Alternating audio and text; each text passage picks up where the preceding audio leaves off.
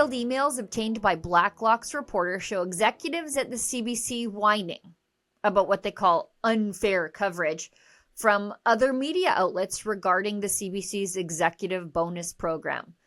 Imagine that.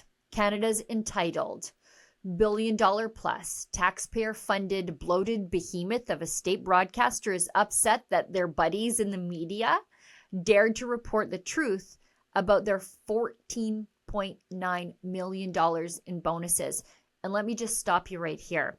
That $14.9 million that they spent in executive bonuses, performance bonuses, if you can imagine that, it's actually more money than the CBC spends on Indigenous language programming. So next time the CBC tells you that there would be no Indigenous language programming, if not for them, well, I mean, even they don't think that. And when did these bonuses get handed out? Well, right when the CBC was slashing 346 jobs, crying poor at parliamentary hearings, and watching their ad revenue plummet. Yet somehow they found millions of dollars for executive payouts. You make about $500,000, and plus you haven't ruled out bonuses, so maybe more than that.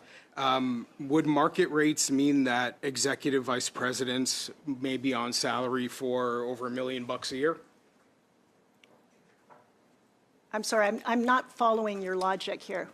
If you are competing in the ecosystem as you described it, are you having to pay potentially executive vice presidents $1 million a year? I think the Député Champoux raised this question with me last appearance when we talked about the compensation at Bell and at other TVA and other media companies. We are not paying anywhere near, as I said, we stay to about 50% of market rates.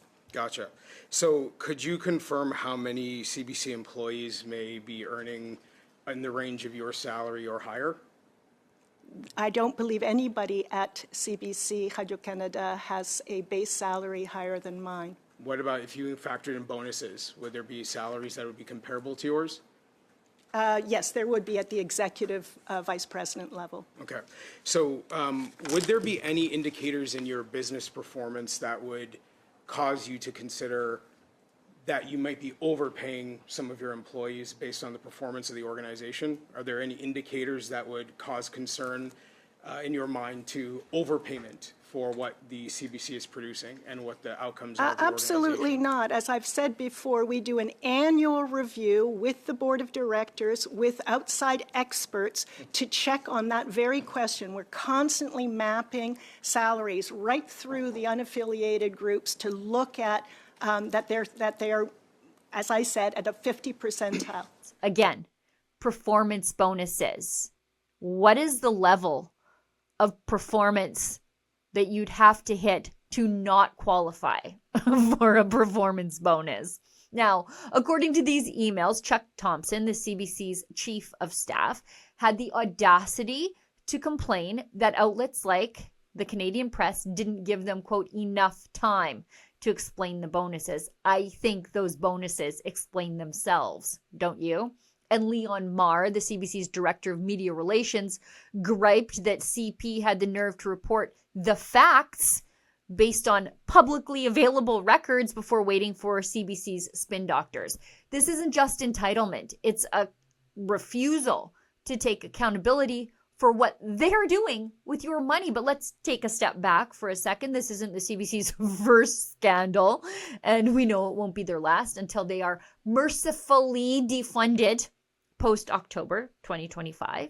Just 2 months ago, in November of 2024, the Ethics Commissioner fined Catherine Tate, the CBC's CEO, for conflict of interest violations. What a liberal thing to do.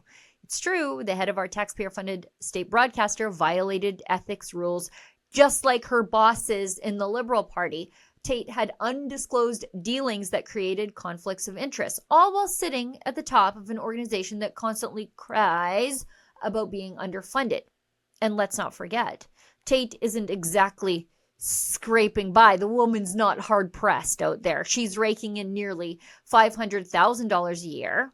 Best guess, she won't divulge her salary. And we know she gets a performance bonus for being the CEO of a failing state broadcaster on top of that. And yet she has the gall now to go to Parliament and ask for an additional $500 million annually because, in her words, the CBC is, quote, not out of the woods. Minister, when the CEO of CBC, Ms. Tate, and the board appeared before this committee, the board made it clear that they approved of her performance as the CEO of the public broadcaster. But it was also made clear that it is your call whether or not she gets a bonus. My question, when the board made clear that they approve of her performance, do you and will you be planning on awarding Ms. Tate a bonus? Pour l'instant, je peux dire que la décision n'a pas été prise. For now, I can tell you that the decision has not been made yet. I'd remind you also that the Privacy Act means that we can't disclose the details of people's pays and contracts. So the decision has not been taken, and we'll continue to look at the issue in light of Ms. Tate's performance. But here's where it gets even better or worse, depending on how much patience you have for this kind of waste, and I am completely out of it. Catherine Tate racked up thousands of dollars in expenses for a trip to Paris to attend the Olympics while already on a holiday in France. Did you say that you were on a personal trip to France, decided to extend your vacation, go to the Olympics, and then bill the taxpayer for it? Is that correct? I was on a personal trip to France, and I did not bill the taxpayer for my flight or travel from Canada. What did you bill the taxpayer for? The hotel and the train to get to Paris. Where does your personal trip end and your The day I get, taxpayer billing begin? when I, as part of my job, being at the opening of the Olympics was absolutely expected of me, so I interrupted my holiday and took the 4 days to go to the Olympics. Could you understand why that sounds concerning to somebody, just because, bit of a weird situation where you get to go on a trip, you're having your personal time, and then you just unilaterally get to decide what becomes work and what doesn't? Well, not if I'm not charging the company for the trip. But you did charge the taxpayer $6,000 for Correct. your When time I in was Paris. working in Paris, I did, yes. But could you understand why it would be concerning? I would think that it would be concerning that it would be decision it would be completely on your own? concerning if the CEO of CBC Radio-Canada did not attend the opening of the Olympics, given it was one of the most important events of our calendar year. Yes, while Canadians are struggling to make ends meet, Tate was whining and dining and flying at the taxpayer's expense to the City of Light. And what was the purpose of this trip? CBC isn't even the lead broadcaster for the Olympics anymore. By the way, what woods are the CBC in, Catherine? Canadians are the ones not out of the woods quite yet. Canadians are struggling to keep up with the rising cost of living, families are tightening their belts, businesses are laying off employees, and our economy is on shaky ground at best. And those are all due to the Trudeau policies that CBC acts as apologists for.